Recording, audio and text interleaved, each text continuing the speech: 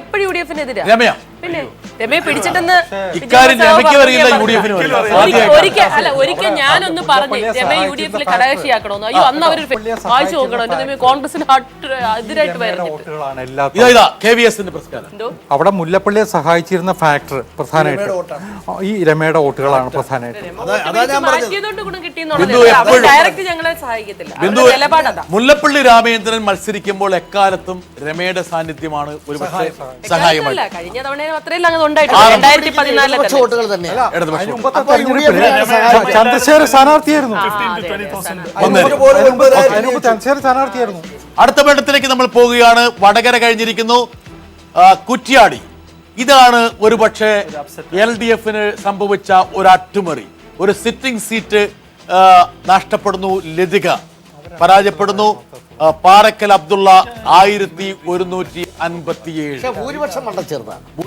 പക്ഷേ എങ്കിലും ഒരു അപ്സെറ്റ് ആണ്, ഒരു സിറ്റിംഗ് സീറ്റാണ്. ഒരു വേവ് നടന്നിട്ട് പോലും എന്തുകൊണ്ടായിരിക്കാം അജിത്തെ ഇവിടെ പരാജയപ്പെട്ടത്? അത് ലതിക കുറച്ച് വിവാദങ്ങളിൽപ്പെട്ടതിനാണ്. അപ്പോൾ നിഷ്പക്ഷ വോട്ട് ലതിക വിവാദങ്ങളിൽപ്പെട്ടപ്പോൾ, ലതിക മനഃപൂർവ്വമാണെന്ന് ഞാൻ പറയുന്നില്ല, ലതിക വിവാദങ്ങളിൽപ്പെട്ടപ്പോൾ അത് സ്വാഭാവികമായിട്ട് നിഷ്പക്ഷ വോട്ടുകൾ, ലതികയെ സപ്പോർട്ട് ചെയ്തിരുന്ന നിഷ്പക്ഷ വോട്ടുകൾ പിന്മാറി. അതാണ് എൻ്റെ കാരണം. എനിക്ക് തോന്നുന്നു ഒരുപക്ഷെ ഇടതുപക്ഷം ഒരു ആത്മപരിശോധന നടത്തേണ്ട ഒരു സിറ്റുവേഷനാണ്. നമ്മൾ അടുത്ത മണ്ഡലത്തിലേക്ക് പോകുന്നു. അതിൽ ചില വിഷയങ്ങൾ വേറെ ഉണ്ട്. എന്താണ് പറയൂ? കാരണം ഈ വോട്ട് അട്ടിമറിച്ചിട്ടുണ്ട്. അവിടെ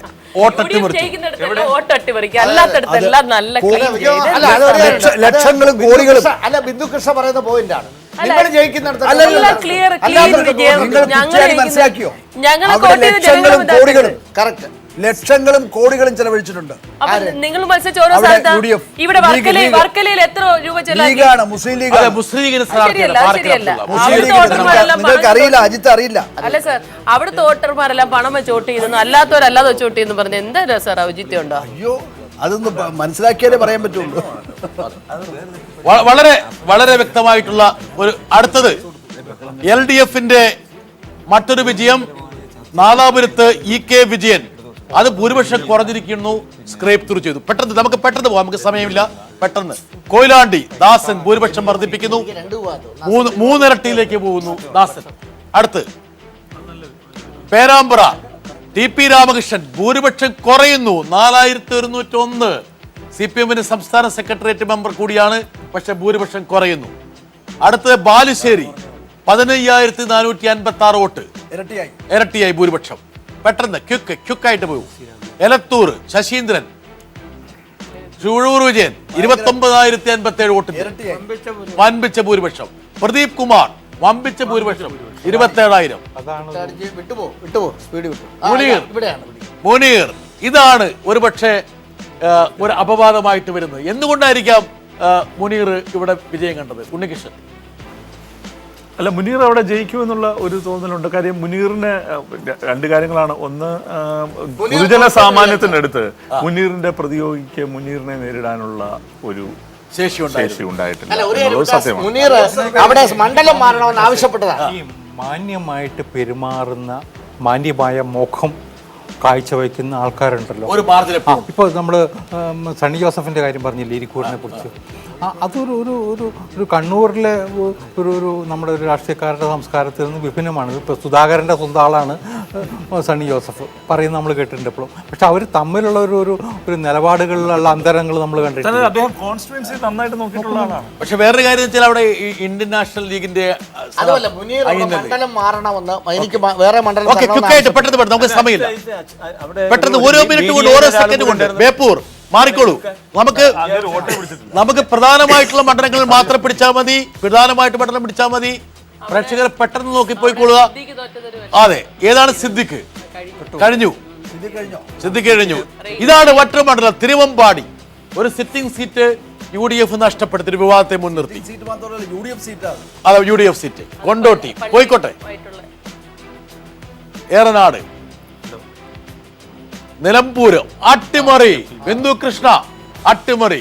ഞാൻ ഒട്ടും പ്രതീക്ഷിച്ചില്ല. ഈ ചർച്ചയിൽ വരുമ്പോൾ ശ്രീ ഉണ്ണികൃഷ്ണൻ പറയുന്നുണ്ടായിരുന്നു അവിടെ നിലമ്പൂര് ജയിക്കും. അപ്പൊ എന്റെ ധാരണ തിരിച്ചായിരുന്നു. അടുത്തത് ഇത് നല്ല ഭൂരിപക്ഷം. ക്യുക്കായിട്ട് പോകൂ. മഞ്ചേരി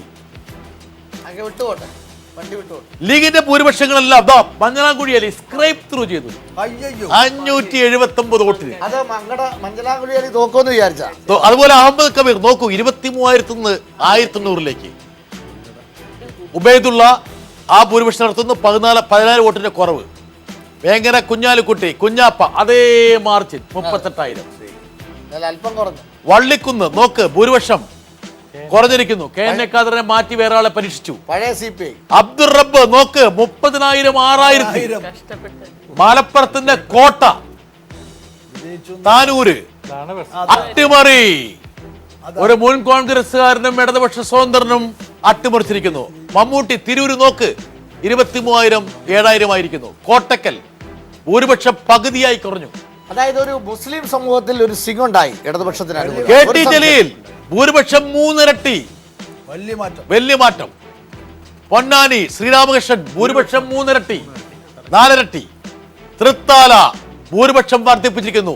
കോൺഗ്രസിന്റെ ഒരു ചൈതന്യമാർന്ന മുഖമെന്ന് പറയാവുന്ന ഇൻഡിപെൻഡന്റ്. ഇതാണ് വലിയൊരു അട്ടിമറി CP മുഹമ്മദിന്റെ. നോക്കുക അടുത്തത് കനയ്യക്കാണ് വിജയം. ഷൊർണൂർ അതെല്ലാം കടന്നു പോകുന്നു. അതെല്ലാം ഭൂരിപക്ഷം വർദ്ധിക്കുന്നു. ഒറ്റപ്പാലം ഭൂരിപക്ഷം വർദ്ധിക്കുന്നു. കോങ്ങാട് ഭൂരിപക്ഷം വർദ്ധിക്കുന്നു. മണ്ണാർക്കാട് ഷംസുദ്ദീൻ VS അച്യുതാനന്ദന്റെ ഭൂരിപക്ഷം. ഒരു സെക്കൻഡ് ഇതൊരു പിടിക്കേണ്ട കാര്യമാണ്. ശ്രീ രാധാകൃഷ്ണ മേനോൻ സൂര്യൻ നാളെ പടിഞ്ഞാറുദിക്കും. അല്ല ഇവിടെ BDJS ആണ്. പറ. അവിടെ അച്യുതാനന്ദന് പ്രതിപക്ഷ നേതാവ്. പ്രതിപക്ഷത്ത് അദ്ദേഹത്തിന്റെ എതിർപ്പ് ആ നിലയിൽ ഉയർത്തിക്കൊണ്ടുവരാൻ പറ്റുന്നത് NDAക്കാണ് BJPക്കാണ് എന്ന് മലമ്പുഴയിലെ ജനങ്ങൾ തീരുമാനിച്ചിരിക്കുകയാണ്. BJP 2ാം സ്ഥാനത്താണ് ബിന്ദു കൃഷ്ണ. അതാണ് അവിടെ പ്രധാനം. കാരണം ഇവിടെ ഇപ്പോൾ ഇപ്രാവശ്യത്തെ തെരഞ്ഞെടുപ്പിൽ ഇടതുപക്ഷം ജയിച്ചു. ജനാധിപത്യത്തെ ഞങ്ങൾ അംഗീകരിക്കുന്നു. പക്ഷേ ആ ഇടതുപക്ഷത്തിന് ബദലായി കേരളീയ സമൂഹം കാണുന്നത് NDA ആണ് എന്നുള്ള സൂചനയുടെ തുടക്കമാണ് മലമ്പുഴയിലായിരുന്നു. അല്ല മലമ്പുഴ മാത്രമല്ല, വരാൻ പോകുന്ന കാലഘട്ടത്തിൽ കേരളത്തിൽ ഉണ്ടാവാൻ പോകുന്ന പാർട്ടി ഈ റിസൾട്ട് വരുന്നതിന് മുമ്പ് പറഞ്ഞത് UDFന്റെ ബദല് നിങ്ങളാണെന്നാണ് പറഞ്ഞത്. അല്ല ഇപ്പൊ UDF LDF ഒന്നാകല്ലേ? അത് ഒരു വിചിത്ര യുക്തിയാണ്. അതിനപ്പുറത്ത് കോൺഗ്രസിന് ഒരു പ്രസക്തി ഇല്ലല്ലോ. VS ജോയി എന്ന് പറഞ്ഞ ഒരു പയ്യനാണ് മത്സരിച്ചത്. അപ്പോൾ ഞാൻ അവിടെ ഒരു കോൺഗ്രസ്സുകാരനോട് ചോദിച്ചോ പറഞ്ഞത് ഈ 2 ഇനിഷ്യൽ ഒന്നായതുകൊണ്ട് തെറ്റിദ്ധരിച്ച് കുറച്ച് വോട്ട് അവരിന് കിട്ടുന്ന പോലെ ഇപ്പുറത്ത് കിട്ടും, അപ്പം ഞങ്ങൾ ജയിക്കുമെന്നാണ് പറഞ്ഞത്. അത് ഇപ്പൊ സംഭവിച്ചത് എന്നാന്ന് വെച്ചാൽ മലമ്പുഴയൊക്കെ ഒന്ന് കാണാൻ പറ്റി എന്നുള്ളതല്ലാതെ ഒരു പ്രയോജനമില്ല. മാത്രമല്ല കഴിഞ്ഞ തെരഞ്ഞെടുപ്പില് ഇവിടുന്ന് ഈ ക്രിസ്ത്യാനികളൊക്കെ അങ്ങോട്ട് ഇമ്പോർട്ട് ചെയ്യുന്ന ഒരു സ്ഥിതി UDFനുണ്ടായിരുന്നു കഴിഞ്ഞ പ്രാവശ്യം. അതിപ്രാവശ്യം കുറച്ചേ ഉണ്ടായിരുന്നുള്ളൂ. പക്ഷേ അങ്ങനെ VS ജോയിയെ ഒന്നും ഇട്ട് VS അച്യുതാനന്ദന്റെ മുമ്പിൽ പക്ഷെ ഒരു നല്ല നേതാവിനെ ഇട്ട് ഒരു സീനിയർ നേതാവിനെ ഇട്ട് പൊരുതേണ്ടതായിരുന്നു. പക്ഷെ ഒരു കാര്യമുണ്ട് ബ്രിട്ടാസ്, അത് നമുക്ക് ഈ അവസരത്തിൽ പറഞ്ഞില്ലെങ്കിൽ പറയാൻ പറ്റില്ല. VS അച്യുതാനന്ദനെ പോലെ ഒരു നേതാവ്, അദ്ദേഹം കേരള ചരിത്രത്തിൻ്റെ ഭാഗമായിട്ടുള്ള ഒരു നേതാവിനെ ഇങ്ങനെയൊക്കെ വെല്ലുവിളിക്കണമെങ്കിൽ അസാമാന്യമായ വിവരക്കേട് വേണം. അത് കേരള സമൂഹത്തിൽ ആ വിവരക്കേട് വെള്ളാപ്പള്ളി നടേശന് മാത്രമേ ഉണ്ടാവൂ. KVS ഈ വെള്ളാപ്പള്ളി എനിക്ക് KVS വളരെ സാത്വികനായിട്ടുള്ള ഒരു സംഘപരിവാർ പക്ഷക്കാരനാണ്. ഈ വെള്ളാപ്പള്ളിയുടെ വിടുവായത്വവും ഈ പറഞ്ഞ പോലെ ഈ കാല് വായിൽ വെക്കുന്ന അസുഖവും ഈ ഫുട്ട് ആൻഡ് മൗത്ത് ഡിസീസ് ഇത് NDA വല്ലാതെ ബാധിച്ചിട്ടുണ്ട്. രാധാകൃഷ്ണൻ പറയാൻ പറ്റാത്തതാണ് ഞാൻ താങ്കളിലേക്ക് കൊണ്ടുവരുന്നത്. അല്ല ഈ വെള്ളാപ്പള്ളി എന്തുകൊണ്ടാണ് പറഞ്ഞതെന്നും കൂടി നമ്മൾ ചിന്തിക്കണം. തിരിച്ച് അദ്ദേഹത്തിനെ കുറിച്ച് VS സംസാരിച്ചത് പലവട്ടം സംസാരിച്ചില്ലേ, അതുകൊണ്ടുള്ള ഒരു പ്രതികരണമായിരുന്നില്ല അത്. പക്ഷേ എങ്കിൽ പോലും തെരഞ്ഞെടുപ്പിന്റെ പീക്ക് നിൽക്കുമ്പോൾ ഭൂരിപക്ഷം കുറയും, ഭൂരിപക്ഷം കൂടിയാൽ സൂര്യൻ പടിഞ്ഞാറ് ഉദിക്കുമെന്നൊക്കെ. അതൊക്കെ ശരിയാണ്. അത് അയാളുടെ ഒരു സാധാരണ നമ്മളൊരു ഹൈലി റേറ്റഡ് പൊളിറ്റീഷ്യൻ ഒന്നും. ഇതൊക്കെ വെള്ളാപ്പള്ളിയുടെ സ്വന്തമായ സ്വഭാവമാണോ അതെയോ ഇതൊക്കെയാണോ ഒരുപക്ഷെ അദ്ദേഹം പൊളിറ്റീഷ്യൻ അല്ലാത്തതുകൊണ്ട് സംഭവിച്ചു? അല്ല, അതിനകത്ത് ഇപ്പൊ ഇദ്ദേഹം നേരത്തെ പറഞ്ഞതുപോലെ തന്നെ വെള്ളാപ്പള്ളി നടേശനുമായിട്ടുള്ള ഒരു ഇടപാട് BJPയെ സംബന്ധിച്ച് അനുഗുണമായിരിക്കുമെന്ന് ഞാൻ കരുതുന്നതേ ഇല്ല എന്ന് മാത്രമല്ല, പിന്നെ BJPയുടെ സെൻസിബിലിറ്റി ലോസിന് വൻതോതി സംഭാവന ചെയ്ത ഒരാൾ തന്നെയായിരിക്കും വെള്ളാപ്പള്ളി നടേശൻ. ഒരുപക്ഷെ നിങ്ങളുടെ കൈവിരലുകൾ പൊള്ളിയിട്ടുണ്ടാവും, വെള്ളാപ്പള്ളിയെ ബി ജെ പിക്ക് കിട്ടിയത് മാൻഡ്രേക്കിന്റെ പ്രതിമ കിട്ടിയത് പോലെ ആയിപ്പോയി. സന്തോഷത്തോടു കൂടി വരും. ഇപ്പൊ എന്ത് ചെയ്യും? ദുരിതകാലം തന്നെ. പല സമയത്തും രാജശേഖരൻ ഒരു സെക്കൻഡ്, എനിക്ക് രാജശേഖരന്റെ ബുദ്ധിമുട്ട് എനിക്കറിയാം. എന്താ കാരണം വെച്ചാൽ എനിക്കിത് കൃത്യമായിട്ട് അറിയാം. അതായത് ഈ വെള്ളാപ്പള്ളിയെ BJP കേന്ദ്ര നേതൃത്വം നൂല് കെട്ടി ഇറക്കിയതാണ്. മദുരാശിയിൽ സർവേ നടത്തിയ ആൾക്കാരെ എനിക്കറിയാം. അല്ല, ഇത് ഈ സോമശേഖരനല്ല നടത്തിയിരിക്കുന്നത്. അതായത് ഒരു സർവേയുടെ ഫലമായിട്ടാണ് ഒരു സോഷ്യൽ എഞ്ചിനീയറിംഗിന്റെ ഭാഗമായിട്ട് ഈ പറഞ്ഞ വെള്ളാപ്പള്ളിയെ കൂട്ടണമെന്ന് വിചാരിച്ചത്. പക്ഷെ ഒരു ബാധ്യതയാണോ? വെള്ളാപ്പള്ളി വന്നതുകൊണ്ട് ഒരു ഫിക്സഡ് ആയിട്ട് പല പ്രദേശത്തും ഒരു ഇൻക്രീസ് ഉണ്ടായി. അതൊന്നും ഇല്ല നമ്മൾ പറഞ്ഞിട്ട് കാര്യമില്ല. താങ്കളുടെ അറിവിലേക്ക് പ്രാഥമിക വിവരപ്രകാരം കഴിഞ്ഞ തദ്ദേശ സ്വയംഭരണ തെരഞ്ഞെടുപ്പിൽ കിട്ടിയ വോട്ടിന്റെ അപ്പുറത്തേക്ക് പോകാൻ കഴിഞ്ഞിട്ടില്ല. ഞങ്ങള് കണ്ടിരിക്കുന്ന 14.6 എന്നുള്ളതിൽ ദിക്കിയാണ്. അതായത് മറ്റ് സർവേകളിൽ ഏഷ്യൻ സർവേയിൽ 18-19 പറയുമ്പോൾ ഞങ്ങൾ പറഞ്ഞ 14.6. രാജശേഖരൻ കറക്റ്റ് ആണ്. ഒരുപക്ഷെ നമുക്ക് ആ കാർഡ് ഉണ്ടെങ്കിൽ നമുക്ക് കാണിക്കാവുന്നതാണ്. ആ വിഷയത്തിലേക്ക് വരാവുന്നതാണ്. അല്ലല്ല, ഒരുപാട് കൂടിയിട്ടില്ല. 15 മിച്ചമായി. 15 പോയിന്റ് ഉണ്ട് കണക്കൂട്ടിയ. 1% വർധനവിന് വേണ്ടി ഇത്രയും വലിയ റിസ്ക് എടുക്കേണ്ട 1% വർധന വേണ്ടി നിൽക്കേണ്ടതുണ്ടായിരുന്നോ? അല്ല, ഉണ്ടെങ്കിൽ തന്നെ. എനിക്കതിൽ വേറൊരു കാര്യം, ഈ വെള്ളാപ്പള്ളിയുടെ BDJS രൂപം കൊള്ളുന്നതിന് മുമ്പാണ് അദ്ദേഹത്തിന്റെ യാത്ര നടന്നത്. വടക്കുന്ന് തെക്കോട്ടുള്ള യാത്ര. ആ യാത്ര കേരളത്തിലുണ്ടാക്കിയ ഒരു ചലനമുണ്ട്. ഞാൻ പ്രത്യേകിച്ച് ഹിന്ദു സംഘടനകൾക്കിടയിൽ, പ്രത്യേകിച്ച് സംഘപരിവാറിനുള്ളിലും വല്ലാത്തൊരു ആവേശം ഉണ്ടാക്കിയിരുന്നത്. ഞാൻ എൻ്റെ ഒരു വിലയിരുത്തൽ, ഈ RSSും മറ്റു ഹിന്ദു സംഘടനകളും ഒക്കെ കഴിഞ്ഞ 10-40 കൊല്ലമായിട്ട് കേരളത്തിൽ ഇത്തരത്തിലുള്ള ക്യാമ്പയിനുകൾ നടത്തുന്നുണ്ട്. ആ ക്യാമ്പയിനുകളെ അപേക്ഷിച്ച് അതിനേക്കാളൊക്കെ തന്നെ ഒരു ആവേശം ഉണ്ടാക്കാൻ, ജനമനസ്സിലുണ്ടാക്കാൻ വെള്ളാപ്പള്ളിയുടെ ആ യാത്ര കൊണ്ട് കഴിഞ്ഞിട്ടുണ്ടായിരുന്നു. പക്ഷെ അത് ഇലക്ഷന് മുമ്പ് അത് കഴിഞ്ഞു. ഇലക്ഷൻ അത് ഉപയോഗപ്പെടുത്താൻ കഴിഞ്ഞിട്ടുണ്ടോ ഇല്ലയോ എന്നുള്ളത് പഠിക്കേണ്ട കാര്യമാണ്, വിലയിരുത്തേണ്ട കാര്യം. അതിനകത്ത് ഈ BJPയുടെ ക്രെഡിബിലിറ്റി ഇദ്ദേഹത്തിന് തൊട്ട വകയിൽ കൂടിയോ കുറഞ്ഞോ എന്നുള്ളതാണല്ലോ എനിക്ക് മനസ്സിലാകുന്നിടത്തോളം കാലം. നേരത്തെ നിങ്ങൾ പറഞ്ഞല്ലോ VS അച്യുതാനന്ദനെ എതിർത്തതിന്റെ ഭാഗമായിരിക്കും അദ്ദേഹം എതിർത്തതെന്ന്. VS അച്യുതാനന്ദനെ എടുത്ത 2 കാരണങ്ങളാണ്. ഒന്ന് ശാശ്വതീകാനന്ദന്റെ മരണവുമായി ബന്ധിപ്പിച്ച്, മറ്റൊന്ന് ഈ നാരായണ ഗുരുവായിട്ടുള്ളത്, അല്ല എന്താ പറയാ, മറ്റേ പണവും അപകരണവുമായി ബന്ധിപ്പിച്ച്. ഈ 2 കാര്യങ്ങളാണല്ലോ പ്രധാനമായി വന്നത്. വ്യക്തമായി നമ്മളിപ്പോ നമ്മുടെ ഒരു OT പെർസെന്റേജ് നമ്മൾ കൊടുക്കുന്നുണ്ട്. നമ്മുടെ സ്ക്രീനിൽ ഓഗ്മെന്റഡ് ആയിട്ട് നമ്മൾ കൊടുക്കുന്നത് നോക്കുക. ഇതാണ് നമ്മുടെ പെർസെന്റേജ്. ഒന്ന് വായിച്ചോളൂ പെർസെന്റേജ്.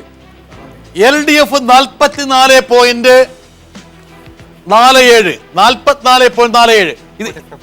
ഇതിൽ ചെറിയ മാറ്റങ്ങൾ സംഭവിക്കാം. 39.7 UDF, 15.3 BJP എന്ന് പറയുന്നത് NDA. ഇതാണ്. അതായത് 15% BJPക്ക് ഉണ്ടായിരുന്നു. അതായത് ഈ പറഞ്ഞ ഈ ലോകസഭയിലൊക്കെ ഉണ്ടായിരുന്നു. തദ്ദേശ സ്വയംഭരണത്തിൽ ലോക്കൽ ബോഡി കഴിഞ്ഞ തവണത്തെ 2011 കഴിഞ്ഞ അസംബ്ലി 2011 അതെ. ഓക്കെ, നമ്മൾ ഇതാ വരുന്നു നോക്ക്. 44.4 UDF, 39.76 BJP. ഇതാണ് നമ്മൾ രാധാകൃഷ്ണൻ ഞങ്ങളിവിടെ സർവേയിൽ പറഞ്ഞിരുന്നു BJPയുടെ പെർസെന്റേജ് 15 ചുറ്റുള്ളവരായിരിക്കാം, അപ്പുറത്ത് പോകില്ല. 14+14.6. ഇതാണ് എന്റെ ഒരു അഭിപ്രായത്തിൽ. ഇത്രയും കാടടച്ചുള്ളൊരു പ്രചരണം നടന്നിട്ടും ഈ പറഞ്ഞ വെള്ളാപ്പള്ളിയുടെ എല്ലാ സന്നാഹങ്ങളും ഉണ്ടായിട്ടും നിങ്ങൾ എന്ത് പറഞ്ഞാൽ പോലും നഷ്ടക്കച്ചവടം. നരേന്ദ്രമോദിയെ മത്സരിച്ചത് NDAക്ക് വേണ്ടി. എനിക്കറിയാം രാധാകൃഷ്ണനോട് മിണ്ടാൻ പറ്റില്ല, കാരണം ഇത് മുഴുവൻ സെൻട്രൽ ലീഡേഴ്സ് ഒപ്പിയെടുക്കുന്നുണ്ട്. അല്ലല്ല, ഇതിന്റെ ഒരു നിഷ്പക്ഷമായി നമ്മൾ വിലയിരുത്തുമ്പോൾ വെള്ളാപ്പള്ളിയും BDJSും അതുപോലെ CK ജാനും അടങ്ങുന്ന സംവിധാനം NDAയുടെ ഭാഗമായതുകൊണ്ട് ഇപ്പോൾ BJPയുടെ വോട്ട് വർദ്ധിച്ചെന്ന് പറഞ്ഞാൽ വലിയ വർധന ഉണ്ടായില്ല എന്ന് നിങ്ങൾ പറയുന്നത് ഞാൻ അംഗീകരിക്കുന്നു. എന്നാൽ അതേസമയം ഇപ്പൊ കിട്ടിയ വോട്ടുകൾ, ഇപ്പൊ ഉദാഹരണത്തിന് കോട്ടയം ജില്ലയിലെ ഏറ്റുമാനൂർ അസംബ്ലി മണ്ഡലം, അവിടെ സുരേഷ് കുറുപ്പ് ജയിച്ചു. പക്ഷേ അവിടെ BDJSന്റെ സ്ഥാനാർത്ഥി 28,000 വോട്ടുകൾ. അപ്പോൾ BDJS പ്ലസ് BJPക്ക് 28,000 വോട്ട് ഇപ്പോൾ അജിത്തിന്റെ ഒക്കെ സ്ഥലം ഏറ്റുമാനൂർ. അതുപോലെയുള്ള കോട്ടയം ജില്ലയിലെ പല മണ്ഡലങ്ങൾ, ആലപ്പുഴ, ഈ മേഖലകളിൽ ഉണ്ടായ വർധനവ്. അപ്പം BJP ഇതുവരെ വോട്ട് ചെയ്യാതിരുന്ന ഒരു വലിയ ജനവിഭാഗം NDAക്കൊപ്പം വന്നു. ഇപ്പൊ ഞങ്ങൾ നഷ്ടപ്പെട്ട ആരെങ്കിലും ഉണ്ടെങ്കിൽ അവരെ ഞങ്ങൾ ഇനി കൊണ്ടുവന്നു. എനിക്ക് തർക്കമില്ല എന്ന കാരണം അവിടെയാണ്. അതായത് ഇപ്പൊ ഞങ്ങൾക്ക് നഷ്ടം വന്നിട്ടുണ്ടെങ്കിൽ 2011 voting percentage LDF 45.84, UDF 46.3, BJP 6. വലിയൊരു പരിക്ക്. അതായത് നമ്മൾ 3% കണ്ട് കുറയുമെന്നാണ് നമ്മൾ വിചാരിച്ചത്. പക്ഷേ 1.5% കണ്ട് മാത്രമേ കുറഞ്ഞുള്ളൂ. 1% കുറഞ്ഞപ്പോൾ UDF 50 താഴെ 6%. ഈ NDAയുടെ മത്സരത്തെ ചെറുതായി കാണരുത്. ഇവിടെ മത്സരിച്ചത് പ്രധാനമന്ത്രി നരേന്ദ്രമോദിയും കേന്ദ്രമന്ത്രിമാരും കേന്ദ്ര ഗവൺമെന്റും.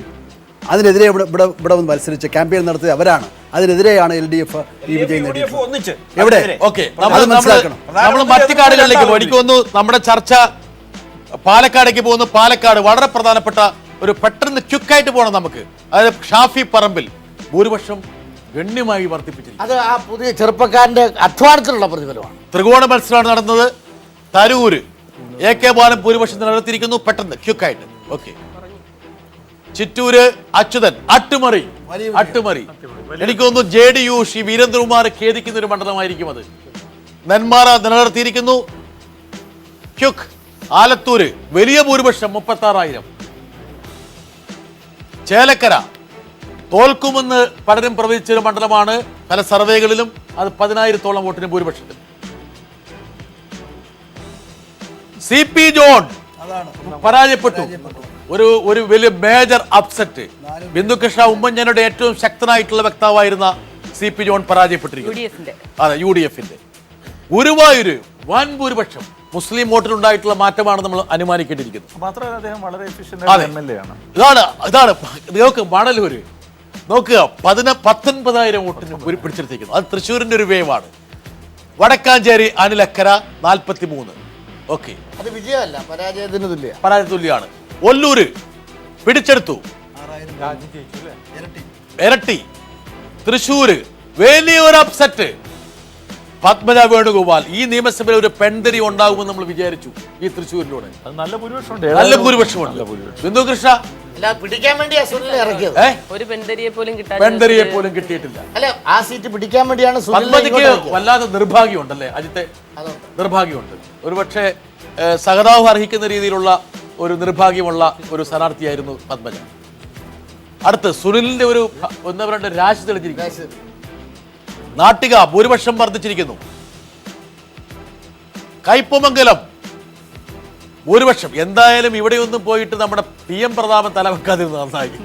കേരള എക്സ്പ്രസ് ബിന്ദു അല്ലേ? നേരത്തെ മനസ്സിലാക്കി. ഇതാ പിടിച്ചെടുത്തു. ഇരിഞ്ഞാലക്കുട ഒരു വലിയ അപ്സെറ്റ്. മന്ത്രിക്ക് തുല്യമായിട്ടുള്ള ഒരു ചീഫ് വിപ്പ്. അല്ല, 3 പ്രാവശ്യത്തെ. അടുത്ത പുതുക്കാട് നിലനിർത്തി അതിഭീകരമായിട്ടുള്ള ഭൂരിപക്ഷം. അടുത്ത് അവിടെ 2ാം സ്ഥാനത്ത് BJP ആണ് തോന്നുന്നു. അതെ, ചാലക്കുടി ഭൂരിപക്ഷം നോക്ക്. ചാലക്കുടി ഭൂരിപക്ഷം നോക്കൂ. വാരിക്കോരി കൊടുത്തു. പഴയ UDF സീറ്റ്. കൊടുങ്ങല്ലൂര് നോക്കൂ. ഇവിടെ രാധാകൃഷ്ണ മേനോന്റെ പാർട്ടി ഒന്ന് ശ്രമിച്ചിരുന്നു, പക്ഷേ ഒന്നും നടന്നിട്ടില്ല അവിടെ. അടുത്ത് വോട്ട് കിട്ടി. പെരുമ്പാവൂർ ഇതാണ് അപ്സെറ്റ്. എൽദോ ഒരു ചെറുപ്പക്കാരനെ നിർത്തി വിജയം കണ്ടിരിക്കുന്നു. ഇത് സോമശേഖരനും സംഘവും കണ്ടിരുന്നതാണ് കേട്ടോ. ഈ ഒരു പരാജയം ഇവർ കണ്ടിരുന്നതാണ്. പെരുമ്പാവൂർ. അങ്കമാലി ഈ പരാജയം ഇവർ കണ്ടിരുന്നതാണ്. അടുത്തത് രാജീവ് ഗാന്ധിയുടെ നോമിനിയാണ്, രാഹുൽ ഗാന്ധി. അടുത്ത് അൻവർ സാദത്ത് ഭൂരിപക്ഷം വർദ്ധിപ്പിച്ചിരിക്കുന്നു UDFന്റെ. അടുത്ത് ക്യുക്ക് കളമശ്ശേരി. ഇബ്രാഹിം കുഞ്ഞ് പരാജയപ്പെടുമെന്ന് ചില ചർച്ചകളിലുണ്ടായിരുന്നു. അജിത്ത് അത് പറഞ്ഞിട്ടില്ലെന്ന് തോന്നുന്നു, പക്ഷെ ഭൂരിപക്ഷം സർവേകൾ വർദ്ധിപ്പിച്ചു. അതുപോലെ വൈപ്പിൽ ശർമ്മയെ വർദ്ധിപ്പിച്ചിരിക്കുന്നു. കൊച്ചി അപ്സെറ്റ്. ഇതാണ് അപ്സെറ്റ്. ഡൊമിനിക് പ്രസന്റേഷൻ നിർത്തരുതെന്ന് സുധീരൻ പറഞ്ഞിരുന്നതാണ്. ബിന്ദു കേട്ടില്ല. പാർട്ടി തൃപ്പൂണിത്തറ. ഇത് സുധീരന്റെ വിജയമാണോ സ്വരാജിന്റെ വിജയമാണോ? സ്വരാജിന്റെ കൂടെ സങ്കര വിജയമാണ് നടന്നിരിക്കുന്നത്. സങ്കര വിജയം. കേരളത്തിലെ ഏറ്റവും വലിയ അപ്സെറ്റ്. യഥാർത്ഥത്തിൽ ഇത് 3 പേരുടെ പരാജയമാണ് സംഭവിച്ചിരിക്കുന്നത്. 1 ബാബുവിന്റെ, 2 ഉമ്മൻചാണ്ടിയുടെ, 3 വെള്ളാപ്പള്ളി നടേശൻ. മൂന്ന് ഒരു സംശയമുണ്ട്, ഈ മൂന്ന് പേരുടെ പരാജയവും 2 പേരുടെ വിജയവും അവിടെ സംഭവിച്ചിരിക്കുന്നു. സുധീരനും സ്വരാജ്. അടുത്ത് എറണാകുളം ഹൈബീഡൻ തോക്കുന്നൊക്കെ ആൾക്കാർ പറഞ്ഞിരുന്നു, പക്ഷേ 20,000 ഭൂരിപക്ഷം. അടുത്ത് തൃക്കാക്കര PT തോമസ്, ബെന്നി ബെഹനാനെ മാറ്റി മത്സരിച്ചു, ശോഭ നഷ്ടപ്പെട്ടിരിക്കുന്നു, ഭൂരിപക്ഷം പകുതിയായി. കുന്നത്തുനാട് സജീന്ദ്രൻ തന്നെ സ്ക്രേപ്പ് ത്രൂ ചെയ്തു, വിവാദം ഉണ്ടായി. അത് മാധ്യമപ്രവർത്തനത്തിന് വെക്കണോ? വേണ്ട. പിറവം റീറ്റെയിൻ ചെയ്തു. ഒരു പക്ഷേ ഇതല്ല കാണിക്കേണ്ടത്. അനൂപ് കഴിഞ്ഞ തെരഞ്ഞെടുപ്പിൽ വൻ ഭൂരിപക്ഷത്തോടെ ജയിച്ചു. 2014 കമ്പാരിസണാണ്. Muvattupuzha major upset. ഒരു ചെറിയ പയ്യൻ നോക്കുക, ജോസഫ് വാഴക്കനെ പരാജയപ്പെടുത്തിക്കുന്നു. ഐ ഗ്രൂപ്പിന് സംഭവിച്ച വലിയൊരു ആഘാതമാണ്. വാഴക്കൻ നിറഞ്ഞു നിന്ന് മണ്ഡലം. ഇതാ കുരുവിള, വലിയൊരു പരാജയം. കുരുവിള പരാജയപ്പെടേണ്ടത് തന്നെയാണ്.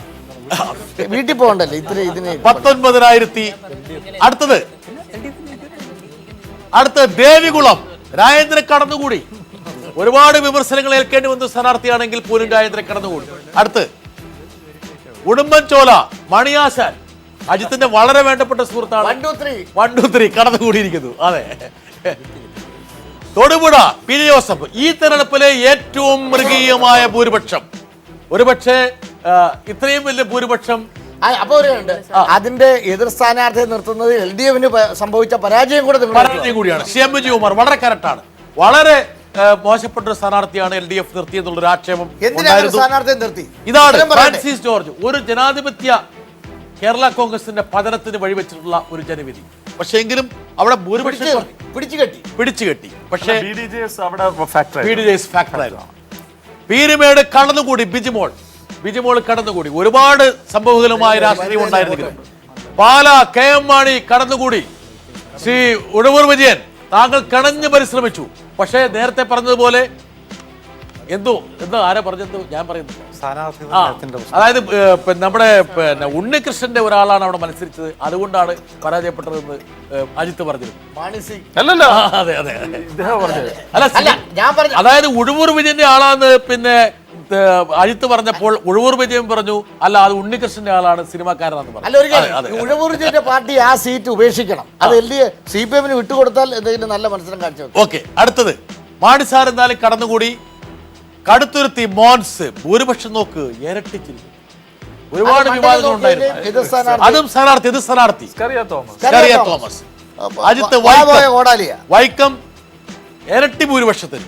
അടുത്ത് ഏറ്റുമാനൂർ സുരേഷ് കുറുപ്പ് ഭൂരിപക്ഷം 8 മടങ്ങ് കണ്ട് വർദ്ധിപ്പിച്ചിരിക്കുന്നു. നമ്മൾ വിചാരിച്ചു ഒരു ഘട്ടത്തിൽ സുരേഷ് കുറുപ്പ് പിന്നിലായിരുന്നു, വർദ്ധിച്ചിരുന്നു. തിരുവഞ്ചു ഇതാണ് ഏറ്റവും മൃഗീയമായ ഒരു തീർച്ചയായും അത് വികസന പ്രവർത്തനത്തിന് വേണ്ടിയുള്ള വോട്ട് തന്നെയാണ്, ഒരു സംശയം വേണ്ട.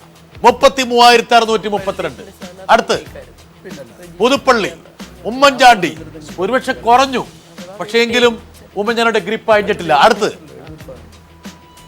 ചങ്ങനാശ്ശേരി. ഇവിടെയാണ് ഒരുപക്ഷെ ഇടതുപക്ഷത്തിന് ഒരു പരാജയം സംഭവിച്ചത്. ഈ CF തോമസിന് ഒരു പ്രതീക്ഷ കിട്ടാവുന്ന സീറ്റായിരുന്നു. അവിടെ ഉഴവൂർ വിജയൻ കാര്യമായിട്ട് ഉഴുതുമറിച്ചതാണ്. ഒരു കാര്യം ഉണ്ടായില്ല. ഉഴവൂർ കാഞ്ഞിരപ്പള്ളി ഭൂരിപക്ഷം കുറഞ്ഞിരിക്കുന്നു. പൂഞ്ഞാറ് PC ജോർജ് ഒരട്ടിമറി വിജയം എന്ന് പറയാം. അതായത് ഒരു ചതുഷ്കോണ മത്സരത്തില് ആരിഫ് ഭൂരിപക്ഷം നോക്ക്. ആലപ്പുഴ ഒരു മൃഗീയമായിട്ടുള്ള ഭൂരിപക്ഷമാണ്. ഇനിയുള്ളത് വലിയ ഭൂരിപക്ഷമാണ്. വേഗം സമയം പോയിക്കൊണ്ടിരിക്കുന്നു. ചേർത്തല ആലപ്പുഴ ഐസക്കിന് ഭൂരിപക്ഷം ഇരട്ടിയായിരിക്കുന്നു. അടുത്ത് നമ്മൾ പ്രധാനപ്പെട്ട മണ്ഡലങ്ങൾ മാത്രമേ. സുധാകരൻ ഭൂരിപക്ഷം വർദ്ധിച്ചിരിക്കുന്നു. കുട്ടനാട് ഇവിടെയാണ് ഒരുപക്ഷെ കുട്ടനാട് ഒരു ഒറ്റ വാചകം പറയണം. രാധാകൃഷ്ണ മേനോൻ വെള്ളാപ്പള്ളി നടേശൻ ജയിക്കുമെന്ന് പ്രഖ്യാപിച്ച ഒരു സീറ്റാണ്. ഉമ്മൻചാണ്ടി പറഞ്ഞു അവിടെ മത്സരം 3-ാം സ്ഥാനത്ത് പോയി.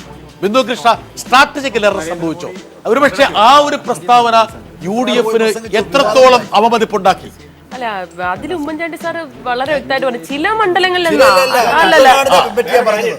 ചില മണ്ഡലങ്ങളിൽ വളരെ വ്യക്തമായിട്ട് കുട്ടനാട് പോലെയുള്ള ഒരു നിയോജക മണ്ഡലത്തിൽ BJPക്ക് കഴിഞ്ഞ കാലത്ത് 10,000 വോട്ട് താഴെ കിട്ടിയിട്ടുണ്ട്. ഇപ്പം 33,000 വോട്ട് 33,044 വോട്ട് അവിടെ കിട്ടി. അപ്പോൾ അത് ഞാൻ നേരത്തെ സൂചിപ്പിച്ചേ. അല്ല, സ്ഥിരമായി BJP-ക്ക് കിട്ടാത്ത ചില മേഖലകളിൽ നിന്ന് NDA-യിലേക്ക് ഒരു വോട്ട് ഒരുമിച്ച് വരുന്ന അന്തരീക്ഷം ഉണ്ടായി. എനിക്ക് ചോദിക്കാൻ ഒറ്റ കാര്യമുള്ളൂ, ഇത്രയും സന്നാഹവും ഹെലികോപ്റ്ററും ആൾപ്പലവും സംഘടനയുള്ള വെള്ളാപ്പള്ളി നടേശനെ അവര് വെച്ചോളൂ. ഇതൊന്നും ഇല്ലാതെ ഒറ്റതിരിഞ്ഞ സ്വതന്ത്രന്മാർ ഇതേ ഭൂരിപക്ഷം ഉണ്ടാക്കുന്നുണ്ടല്ലോ പല മണ്ഡലങ്ങളിലും. അത് മാത്രമല്ല, അത് മനസ്സിലാക്കണ്ടേ? അത് മാത്രമല്ല, PC ജോർജ് ഏത് ഹെലികോപ്റ്ററിൽ പോയിട്ടാണ് ഈ പറഞ്ഞ മൃഗീയമായ ഭൂരിപക്ഷം ഉണ്ടാക്കുന്നത്? അത് മാത്രമല്ല ബ്രിട്ടാസ്, ഇദ്ദേഹം പറഞ്ഞു വരുന്നത് ഇദ്ദേഹം തന്നെ ഒന്ന് വായിക്കണം. എന്താണെന്നറിയോ, BJP-ക്ക് സ്വന്തം നിലയിൽ യാതൊരു വോട്ട് വർധനവും ഇല്ല എന്നല്ലേ അദ്ദേഹം സമ്മതിക്കുന്നത്. ഇത് ഈ വർധന ഉണ്ടായിരിക്കുന്ന മുഴുവനും അതായത് ഒരു മൂന്നാം ബദലായിട്ട് കഴിഞ്ഞ ലോക്സഭാ തെരഞ്ഞെടുപ്പ് മുതൽ വളർന്നു വരുന്ന ഒരു BJP ഒരു വെള്ളാപ്പള്ളി നടേശന്റെ തടലിൽ 1.5% വോട്ട് അധികം പിടിച്ചതാണോ പ്രധാനം? ഇത് BJP വിലയിരുത്തും. നാളെ തന്നെ BJP-ക്ക് ഇത് ബോധ്യമാവും, വിലയിരുത്തും. ഇത് വലിയ നഷ്ടക്കച്ചവടമാണ്. നിങ്ങൾ രാധാകൃഷ്ണന്റെ പ്രശ്നം എനിക്കറിയാം, ഇത് സെൻട്രലിൽ തീരുമാനിച്ചതായതുകൊണ്ട് മിണ്ടാൻ പറ്റുന്നില്ല. ഒരു കാര്യമുണ്ട്, ഇന്ന് ഈ സായാഹ്നത്തോടു കൂടി BDJS എന്ന് പറയുന്ന സംഗതി കേരള മണ്ണിൽ കുഴിച്ചു മൂടപ്പെടും, യാതൊരു സംശയമില്ല. കോടം എപ്പോ ഉടഞ്ഞെന്ന് ചോദിച്ചാൽ മതി. പൊൻകുടത്തിൽ താമര വിരിഞ്ഞു എന്നാണ് CM വിജയകുമാർ പറഞ്ഞുകൊണ്ടിരുന്നത്. അദ്ദേഹം പറഞ്ഞു വെള്ളാപ്പള്ളി. ഓക്കെ, തോമസ് ചാണ്ടി അടുത്ത പെട്ടെന്ന് ഹരിപ്പാട് കേരള നിയമസഭയിൽ ഒരു പ്രതിപക്ഷ നേതാവിനെ സമ്മാനിക്കാൻ വേണ്ടിയിട്ട് ആലപ്പുഴ ജില്ല മണ്ഡലം നോക്കി ബിന്ദു കൃഷ്ണ ഒരാളെ കൊടുത്തിരിക്കുന്നു. ഓക്കെ, അടുത്ത് കായംകുളം വലിയൊരു വിജയം. അടുത്തത് മാവേലിക്കര കോട്ടയം വലിയ ഭൂരിപക്ഷം. ചെങ്ങന്നൂർ അടുത്ത അട്ടിമറി PC വിശ്വനാഥ്, രാമേന്ദ്രൻ നായർ ഇവിടെ മൂന്നാം സ്ഥാനത്തേക്ക് എക്സ്പെക്ടഡ് ആയിരുന്നു. ഇത് നമ്മൾ ഇവിടെ ചർച്ചയിൽ മുഴുവൻ ബിബീഷ് ശോഭന ജോർജ് 4000 വോട്ടോളം പിടിച്ചിട്ടുണ്ട്. ശോഭന ജോർജ് 4000 വോട്ടോളം പിടിച്ചിരിക്കുന്നു. പക്ഷേ ശോഭന ജോർജ് കൂട്ടിയാലും കാര്യമില്ല. മാത്രമല്ല ശ്രീധരൻപിള്ള നല്ല ജയിക്കുമെന്ന് വരെ ആൾക്കാർ പറഞ്ഞത്. ഓക്കെ, തിരുവല്ല റാന്നി രാജു ഇത് തോക്കുമെന്ന് ഇവിടെ ഇരുന്നുകൊണ്ട് വീണ ഓരോ മാധ്യമ പ്രവർത്തകരുടെ വിധിയാണ്. അജിത്തിന്റെ സന്തോഷം തീർച്ചയായിട്ടും വീണ ജയിക്കണമെന്ന് ആഗ്രഹിച്ചത്. ഓക്കെ, ശരി. ഓക്കെ, ഇക്കാര്യം വീണക്കറിയാം.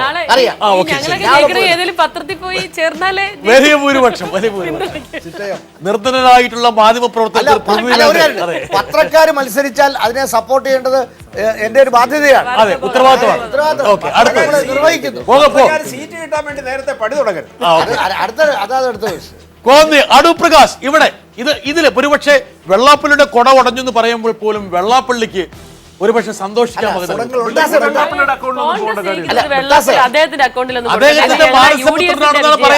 അദ്ദേഹത്തിന്റെ അടൂർ പ്രകാശ് ഒരു വിവാദ പുരുഷനും എല്ലാ പ്രശ്നങ്ങളിലും ഇടപെട്ട വിവാദത്തിലാണെങ്കിലും ആ മണ്ഡലം അങ്ങനെ നല്ല നോക്കിയതാണ്. വെള്ളാപ്പള്ളിയുടെ കുടമാണ്. വെള്ളാപ്പള്ളിക്കുള്ള പൊൻകുടവും ഇതാണ്. ചെറിയ ഗ്രാമത്തിൽ മെഡിക്കൽ കോളേജ് അടക്കം കൊണ്ടുവന്ന വികസനത്തിന് കരുനാഗപ്പള്ളി രാമേന്ദ്രൻ ഇവിടെയാണ് അവസാനം ഒരു പക്ഷേ കുറച്ചൊന്ന് വലിഞ്ഞു പോയത്. വലിയൊരു അപ്സെറ്റ് ചവറ. വിജയം പിള്ള മത്സരിച്ചപ്പോൾ പലരും പറഞ്ഞു ആക്രമിച്ചു. മാത്രമല്ല കുന്നംകുളത്ത് മത്സരിച്ച് തോറ്റ CP ജോൺ പറഞ്ഞു ഇതൊരു പേയ്മെന്റ് സീറ്റാണ്. ഒരുപാട് പേര് പറഞ്ഞു. വിജയപിള്ള കോൺഗ്രസ്സുകാരനാണ്, കോൺഗ്രസ്സുകാരുടെ വോട്ടും കുന്നത്തൂർ. ഇതാണ് വലിയൊരു അപ്സെറ്റ്. ഒരുപക്ഷെ RSP ഉന്മൂലനം ചെയ്യപ്പെട്ടപ്പോൾ RSPയിൽ നിന്ന് പലായനം ചെയ്ത ഒരാൾക്ക് വൻപിച്ച ഭൂരിപക്ഷം. അടുത്ത് കൊട്ടാരക്കര വലിയ ഭൂരിപക്ഷം 42,000 ഭൂരിപക്ഷം. ബിന്ദുകൃഷ്ണ സന്തോഷിക്കാം, ഒരു സ്ത്രീക്ക് കിട്ടിയ ഭൂരിപക്ഷം 42,000. അടുത്ത ഗണേഷ് കുമാർ 2 സിനിമാക്കാരെ പരാജയപ്പെടുത്തി. മൂന്നാമത് സിനിമാക്കാരെ ഉണ്ണികൃഷ്ണ ഏത് സിനിമാക്കാരനെ കൂടെയായിരുന്നു നമ്മൾക്ക് അറിയാമല്ലോ. ജഗദീഷ് തോക്കും താങ്കൾക്ക് നേരത്തെ അറിയാമല്ലോ. ആർക്കറിയാൻ വയ്യാത്ത അദ്ദേഹത്തിനോട് എല്ലാവർക്കും അറിയായിരുന്നു. പുനലൂര് വലിയൊരു ഭൂരിപക്ഷം. അടുത്ത് ചടയമംഗലം വലിയ ഭൂരിപക്ഷം. കുണ്ടറ മേഴ്സിക്കുട്ടി ഇവിടെ എനിക്ക് തോന്നുന്നു ഏറ്റവും വലിയ ശബ്ദ വാഹിനിയാണ് പരാജയപ്പെട്ടു പോയിരിക്കുന്നത്. അതായത് കോൺഗ്രസിന്റെ ഏറ്റവും വലിയ ഇത്രയും ഭൂരിപക്ഷം പ്രതീക്ഷിച്ചില്ല.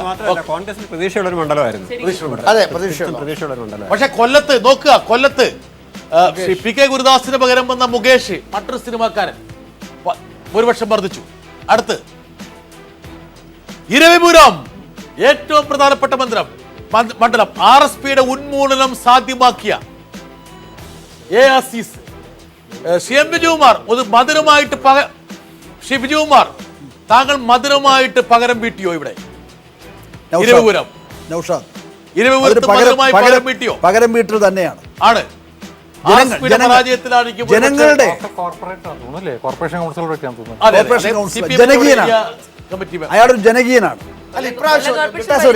ഇപ്രാവശ്യം മാർക്സിസ്റ്റ് പാർട്ടി അവരുടെ സംസ്ഥാന നേതാക്കന്മാരെ മത്സരിപ്പിക്കുക എന്ന നയം മാറ്റി ഏരിയ സെക്രട്ടറിമാരും ഏരിയ എന്നവർക്കും പ്രാതിനിധ്യം എല്ലായിടത്തും കൊടുത്തതിന്റെ പുതുമുഖങ്ങൾ.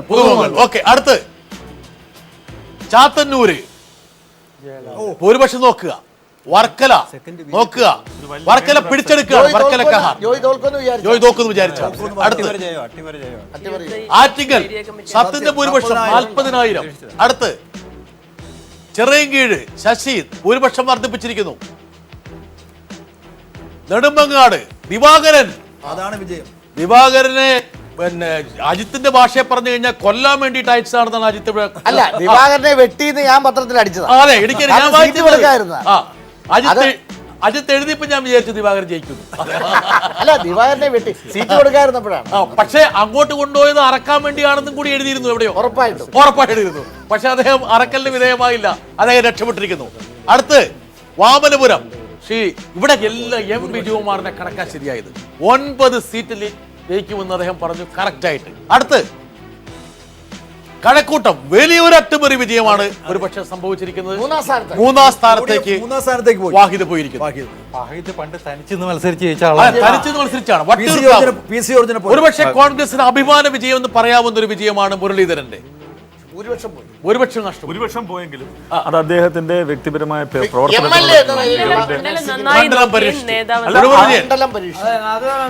അദ്ദേഹത്തിന്റെ ഒരു കഴിവുകൊണ്ടാണ്. അതെ, മുരളി ജയിച്ചതില് പിന്നെ ഉള്ളൂർ മുഖത്ത് സന്തോഷം. അതെ, ഞങ്ങളുടെ NCP ആയിരുന്നു മുരളി. അതിന്റേതായ ഒരു NCP ആയിരുന്നുകൊണ്ടൊരു പച്ചപ്പിലാണ് മുരളി ജയിച്ചതെന്നാ പറയുന്നത് കേട്ടോ. ഇതൊരു പക്ഷേ ഇത് അൺബിലീവബിൾ ആയിട്ടുള്ള ഒരു മത്സരമാണ്. അതെന്തായിരുന്നു ശിവകുമാർ ഇവിടെ 5000 വോട്ട്. ഓക്കെ, അടുത്ത് നിയമം. ഇതാണ് ഒരുപക്ഷെ കേരള രാഷ്ട്രീയത്തിൽ നാളെ ചർച്ച ചെയ്യപ്പെടാൻ പോകുന്ന പ്രധാനപ്പെട്ട ഒരു മണ്ഡലം. പക്ഷേ എനിക്ക് ഒരു കാര്യം പറയാനുണ്ട്. കഴിഞ്ഞ ലോകസഭയില് BJP 4 മണ്ഡലങ്ങളിൽ ഭൂരിപക്ഷം നേടിയപ്പോൾ ആ നിയമത്തും ഉൾപ്പെട്ടിരുന്നുള്ള കാര്യം മനസ്സിലാക്കി. അന്ന് വെള്ളാപ്പള്ളി ഒന്നും ഉണ്ടായിരുന്നില്ല, ആരുമില്ല. വെള്ളാപ്പള്ളി ഉണ്ടായിരുന്നില്ല. ശ്രീ രാധാകൃഷ്ണ മേനോൻ അനാവശ്യമായി ക്രെഡിറ്റ് വെള്ളാപ്പള്ളി കൊടുക്കരുത്. നേമത്ത് രാജേട്ടൻ ജയിച്ചത് ഘടകകക്ഷികൾ വന്നതിന്റെ ബലത്തിലാണെന്നൊന്നും പറയാം. ഇവര് BJP അതിനകത്ത് വിലയിരുത്തേണ്ട ഒരു പ്രശ്നം. ഇത് BJPയുടെ വിജയമല്ല, രാജഗോപാൽ. ഇതിന് നന്ദി പറയേണ്ടത് സുരേന്ദ്രൻ പിള്ളയോടും ഉമ്മൻചാണ്ടി മുഖ്യമന്ത്രിയോടുമാണ്. ഓക്കെ, ഞാൻ 13,000 വോട്ടാണ് UDF. 40,000 വോട്ടുള്ള നേമത്ത് UDFന് 13,000 വോട്ട് മാത്രം. അപ്പൊ പാലക്കാട് MP രാജേഷ് വോട്ടോടെ പോയി സാറേ. എവിടെ അത് പിടിച്ചില്ലേ വോട്ട്? 13,000 വോട്ട് പിടിച്ചില്ലേ? അതായത് ഒരാളും ആയിരുന്നില്ല. ചാരുപാറ രവി എന്ന് പറഞ്ഞ ആള് മത്സരിച്ചപ്പോ 21,000 വോട്ട് കിട്ടി. അതിനുശേഷം 38,000 വോട്ടിന്റെ വർധനവുണ്ടായി 13,000. കേട്ടോ, എനിക്കിതിൽ ഭിന്നമായ ഒരു തിങ്കിങ് അതാണ് ഞാൻ പറഞ്ഞത്. ഇപ്പൊ BJP മത്സരിച്ചിട്ട് ജയിക്കും എന്ന് കരുതിയിരുന്ന 8-10 മണ്ഡലങ്ങളുണ്ട്. മഞ്ചേശ്വരം മുതൽ നേമം വരെ അല്ലെങ്കിൽ വട്ടിയൂർക്കാവ് വരെയുള്ള മണ്ഡലങ്ങൾ, തിരുവനന്തപുരം ജില്ലയിലെ 3-4 മണ്ഡലം, പാലക്കാട്, അതുപോലെ മഞ്ചേശ്വരം, കാസർഗോഡ്. ഈ മണ്ഡലങ്ങളിൽ ഒരെണ്ണത്തിലൊഴിച്ച് ബാക്കി ഒന്നിൽ പോലും BJPയെ സഹായിക്കാൻ പറ്റുന്ന വിധത്തിലായിരുന്നില്ല BDJS. അതൊരു വസ്തുതയാണ്. കാരണം ഞാൻ ഈ സീറ്റ് അലോക്കേഷൻ്റെ സമയത്ത് BJP ചിന്തിക്കേണ്ട പ്രശ്നങ്ങളായിരുന്നു ഇതൊക്കെ തന്നെ. ഞാൻ പറയാം, പാലക്കാട് വേണമെങ്കിൽ കഷ്ടിച്ച് വേണമെങ്കിൽ പറയാം. അല്ലെങ്കിൽ ഈ മുരളി മത്സരിച്ച എന്താ പേര്, കഴക്കൂട്ടം വേണമെങ്കിൽ അവിടെ കഴക്കൂട്ടം വേണമെങ്കിൽ കുറച്ച് വെള്ളാപ്പള്ളിക്ക് സഹായിക്കാൻ പറ്റുമായിരുന്നു എന്ന് വേണമെങ്കിൽ ചിന്തിക്കാം. മറ്റ് വട്ടിയൂർക്കാവില്ല, നേമമില്ല, തിരുവനന്തപുരം സെൻട്രലില്ല, മഞ്ചേശ്വരം, കാസർഗോഡൊന്നും ഇവരില്ല. ഞാൻ പറഞ്ഞത്, അപ്പോൾ BJPയെ സഹായിക്കാൻ പാകത്തിന് ഈ പ്രധാനപ്പെട്ട മണ്ഡലങ്ങളിലൊന്നും സഹായിക്കാൻ BDJSന് കഴിഞ്ഞിട്ടില്ല. വളരെ പ്രധാനപ്പെട്ട നിരീക്ഷണമാണ്. എനിക്കൊന്ന് രാധാകൃഷ്ണ മേനോൻ കേന്ദ്ര നേതൃത്വത്തെ പേടിച്ചിട്ട് രാധാകൃഷ്ണൻ പറയാൻ കേന്ദ്ര നേതൃത്വത്തെ ഭയന്നിട്ട് പറയാൻ മടിച്ചിരുന്ന കാര്യങ്ങള് ഫുൾ ഫയർ പോലെ KVS പറഞ്ഞിരിക്കുന്നു. KVS ആരെ നോക്കട്ടെ. അത് ആ പ്രദേശത്ത് ഇപ്പോ മഞ്ചേശ്വരത്ത് BDJSന്റെ ഒരു സാന്നിധ്യം ഇല്ലാന്ന് നമുക്ക് എല്ലാവർക്കും അറിയാം. അതല്ല രാധാകൃഷ്ണൻ, ആ രീതിയിലുള്ള എനിക്ക് ഒരു വെള്ളാപ്പള്ളി ചിത്രത്തിൽ വരാതിരുന്ന സമയത്ത്, വെള്ളാപ്പള്ളി ഉമ്മൻചാണ്ടിയുടെ അടുത്തുനിന്ന് ഭൂമി വാങ്ങിക്കൊണ്ടിരുന്ന സമയത്ത്, ലോക്സഭാ തെരഞ്ഞെടുപ്പ് നടന്ന സമയത്ത് 4 സീറ്റിൽ ഇവിടെ BJP മുന്നോട്ട് നിന്നു. അതായത് വട്ടിയൂർക്കാവ്, നേമം, തിരുവനന്തപുരം, കഴക്കൂട്ടം. വേറൊരു പ്രശ്നം കൂടി ഉണ്ട്. ഇപ്പൊ ഈ കേരളത്തിലെ ഇത്തവണത്തെ BDJS മത്സരിച്ച സീറ്റുകൾ ഏതൊക്കെയാണ് തീരുമാനിച്ചത് കേരളത്തിലെ BJP നേതൃത്വമാണെന്ന് ഞാൻ വിചാരിക്കുന്നില്ല. കാരണം ഈ ഒരു ലിസ്റ്റും കൊണ്ട് ഡൽഹിയിൽ പോയിട്ട് ഞങ്ങൾ ഇന്ന സ്ഥലത്ത് മത്സരിക്കാൻ പോകുന്നു എന്ന് പറഞ്ഞ് അപ്രൂവൽ വാങ്ങിയിട്ട് പോരുകയാണ് ചെയ്തതെന്നാണ് ഞാൻ മനസ്സിലാക്കുന്നത്. രാധാകൃഷ്ണൻ പറയാൻ പറ്റുമായിരിക്കും രാധാകൃഷ്ണൻ നിങ്ങളുടെ നിശബ്ദതയാണ് ഇപ്പോൾ വേണ്ടത്. ഒരുപക്ഷെ ഈ ക്യാമറ ആദ്യം ഒപ്പിയെടുക്കേണ്ടത് രാധാകൃഷ്ണ മേനോന്റെ മുഖത്തെ പാവങ്ങളാണ്. അതായത് KVS കൃത്യമായിട്ട് നിറയൊഴിച്ചുകൊണ്ടിരിക്കുമ്പോൾ രാധാകൃഷ്ണ മേനോന്റെ മുഖത്ത് വരുന്ന ഈ ഫാക്ട്സ് ആണ് വേണ്ടത്. ഒരുപക്ഷെ ഈ ചർച്ചയിൽ നമ്മൾക്ക് വേണ്ട ഇങ്ങനെയുള്ള വസ്തുതകളാണ്.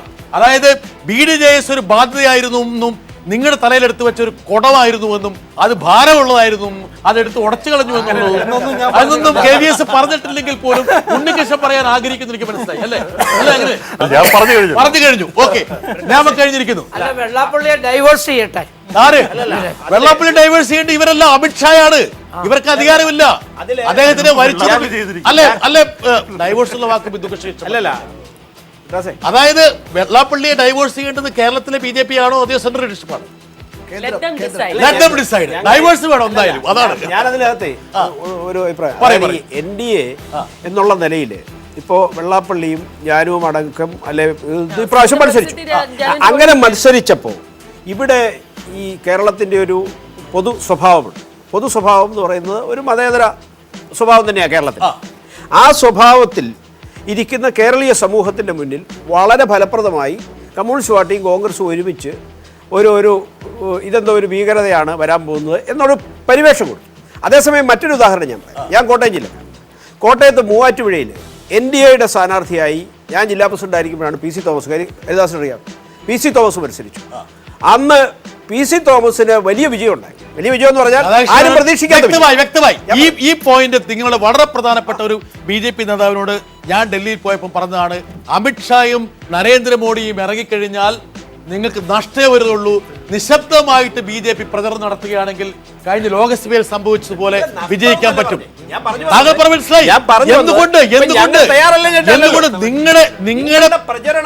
നിങ്ങളുടെ പ്രചരണമാണ് ഇവരെ ജാഗ്രതപ്പെടുത്തിയത്. അതായത് കാടടച്ചിട്ടുള്ള പ്രചരണമാണ് ഒരുപക്ഷെ അമിത്ഷായും നരേന്ദ്രമോദിയും. അതുകൊണ്ട് ഞങ്ങൾക്ക് ഈ ഇപ്പോ മറ്റു മണ്ഡലങ്ങളിൽ ഈ ഇതുവരെ കിട്ടാത്ത ഒരു വലിയ വിഭാഗത്തിന്റെ പിന്തുണ കിട്ടി എന്ന് വിശ്വസിക്കാം. പക്ഷേ 14.6 നിന്ന് കഷ്ടിച്ച് 15.3 വരിക എന്നുള്ളതായിരുന്നു ഈ കുടം കൊണ്ട് കിട്ടിയിട്ടുള്ള സമ്പാദ്യം. ഓക്കെ, അടുത്തത് അരുവിക്കര. ശ്രദ്ധേയമായിട്ടുള്ള വിജയം. നമ്മുടെ സുഹൃത്ത് പരാജയപ്പെട്ടിരിക്കുന്നു, അജിത്തിന്റെ സുഹൃത്ത് റഷീദ്. അടുത്ത് പാറശാല. വലിയൊരു അട്ടിമറി നടന്നിരിക്കുന്നു. ഇവിടെ സുധീറിന്റെ വിജയമാണോ?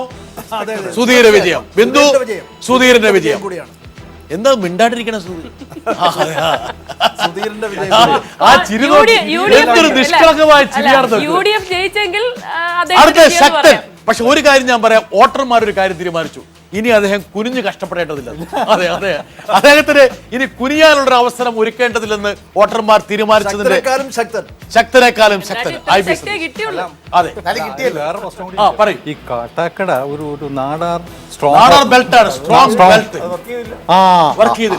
അവർക്ക് തിരിച്ചടി ഒരു തരംഗമായിരുന്നു ബിന്ദു. ഒരുപക്ഷെ അടുത്ത് പക്ഷെ ലാസ്റ്റ് കോവളം. ഇവിടെ ഒരു അട്ടിമറി വിജയം. വിജയകുമാർ, ഇവിടെ നിങ്ങൾ പ്രതീക്ഷിച്ചിരുന്നോ? ജമീല പ്രകാശം. എന്തുകൊണ്ട് ഇത് സംഭവിച്ചത്? അവിടെ സംഭവിച്ചത് അവിടുത്തെ BDJS വോട്ടുകള് 20,000-ലേറെ വോട്ടുകളാണ് അദ്ദേഹം പിടിച്ചത്. സുരേഷ് അല്ലെ? സുരേഷ് 30,000 വോട്ട്. സെൽവരാജ്. വിജയകുമാറിന്റെ മുഖത്തൊരു പുഞ്ചിരി, ഒരു മധുരമായ പകവിട്ട്. അതാണ് വിജയം. അതാണ് നോക്കുക. അതായത് വളരെ വളരെ ശ്രദ്ധേയമായിട്ടുള്ളൊരു ജനവിധിയുടെ പൂർണ്ണ ചിത്രമാണ് ഞങ്ങളിപ്പോൾ ഇവിടെ വരച്ചു കാട്ടിയത്.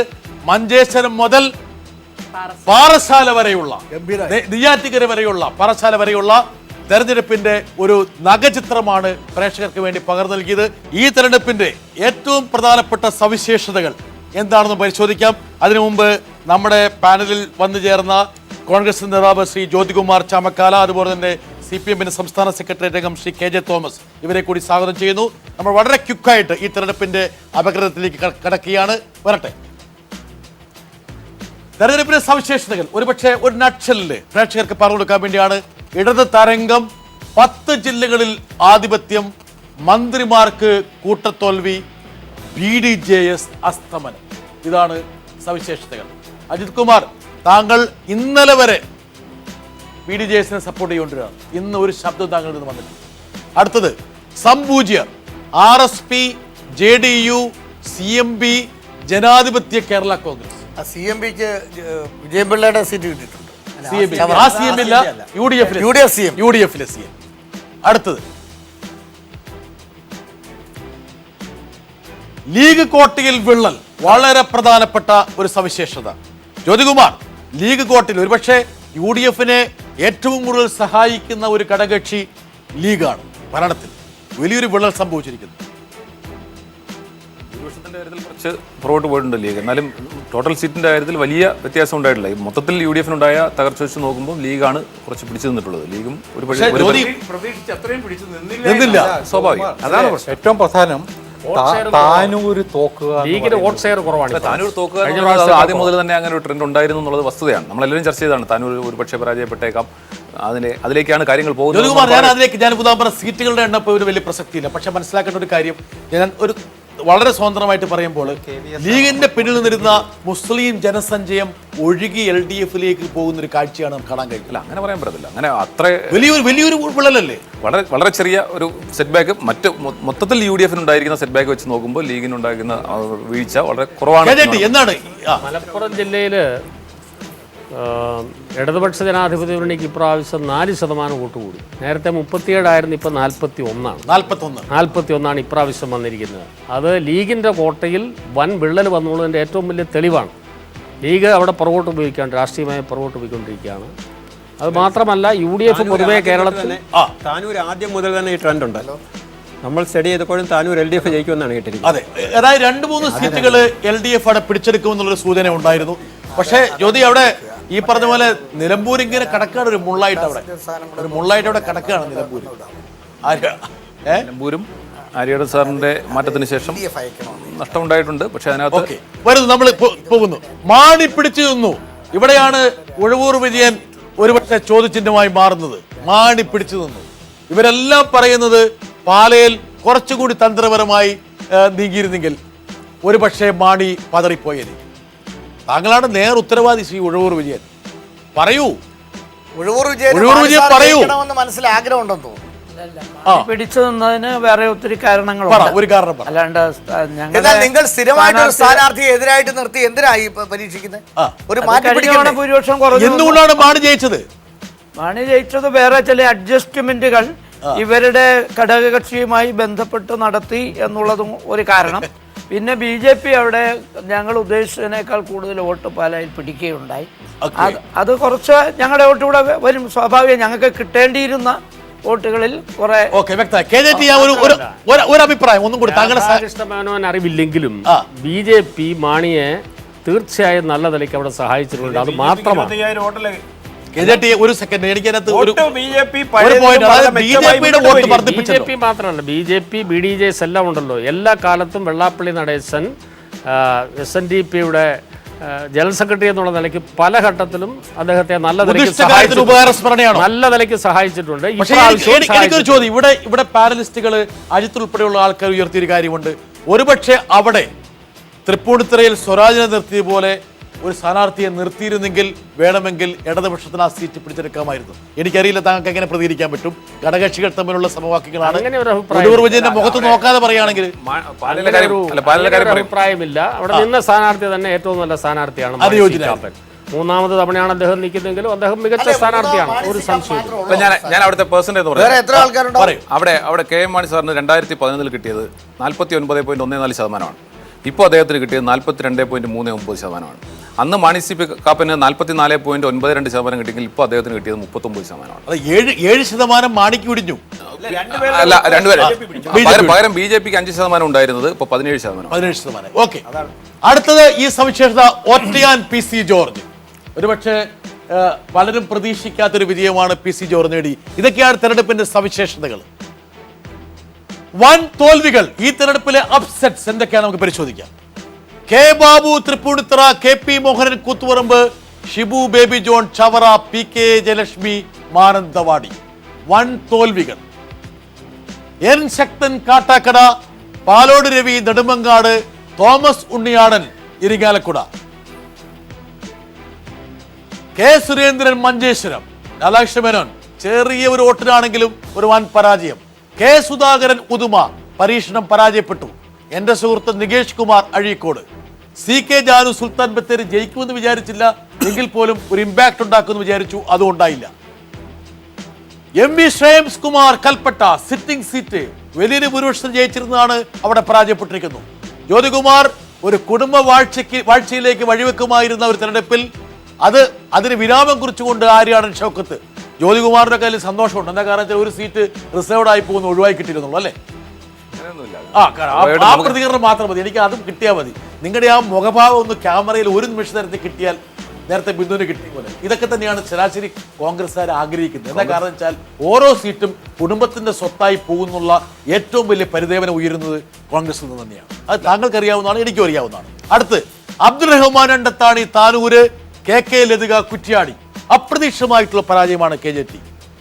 KK Rama Vadakara, CP Muhammad Pattambi, Shobha Surendran Palakkad, NN Krishnadas Palakkad. ഇതൊക്കെയാണ് മേജർ അപ്സെറ്റ്സ് ആയിട്ട് പറയാവുന്നത്. ചിറ്റൂർ അച്യുതൻ വാടുകൊണ്ടിരുന്ന ഒരാളാണ് എത്ര കൊല്ലമായിട്ട്. പത്മജ വേണുഗോപാൽ തൃശ്ശൂര്, CP ജോൺ കുന്നംകുളം. ഇക്കുറിയെങ്കിലും ജോൺ കടന്നുകൂടുമെന്ന് അജിത് കുമാറിനെ പോലുള്ള മാധ്യമ പ്രവർത്തകർ വിധി എഴുതിയിരുന്നു, പക്ഷെ ഫലിച്ചില്ല. KP ധനപാലൻ സാധു ഇക്കുറി വിജയിക്കുമെന്നാണ് കോൺഗ്രസ്സുകാർ പറഞ്ഞത് കൊടുങ്ങല്ലൂര്. അവിടെ ധനപാലൻ ഒരു പ്രതാപൻ അവിടെ നിന്ന് ഒളിച്ചോടിയതാണ് തോക്കുന്ന ഉറപ്പായിട്ട്. T കുരുവിള കോതമംഗലം ഒരു വൻ സെറ്റ് ബാക്ക് ആണ്. Francis George Idukki, PS Sreedharan Pillai Chengannur. Radhakrishna Menon വിചാരിച്ചു ചെങ്ങന്നൂർ വേണമെങ്കിൽ വിജയിച്ചു പോകാമെന്ന്, പക്ഷെ 3-ാം സ്ഥാനത്തേക്ക് വന്നു. ആറന്മുളയിലെ എനിക്ക് തോന്നുന്നു ശിവദാസൻ നായരെ ചതിച്ചത് നിയമസഭയാണ്. ഒരു കടിയും കൊണ്ട് വെറുതെ തോക്കുകയും ചെയ്തു. അതിലൊരു പ്രധാന കാരണം അതാണ്, കടിയാണ്. അല്ല, ഒരു കാരണമായിരിക്കും, പക്ഷെ അതുകൊണ്ട് മാത്രമല്ല ശിവദാസൻ നായർ താങ്കൾ പറഞ്ഞുകൊണ്ടിരുന്നത് പറയൂ. അത് വിവാദത്തിൽപ്പെട്ടവർ അന്നത്തെ അസംബ്ലി പ്രകടനത്തില്ലേ, അതിനകത്ത് ഗൗരവതരമായി വിവാദത്തിൽപ്പെട്ട എല്ലാ ആൾക്കാരും, ശിവൻകുട്ടി, ശിവദാസൻ നായർ, ജമീല, പിന്നെ കുറ്റ്യാടി, KK ഷിബു ബേബി ജോൺ.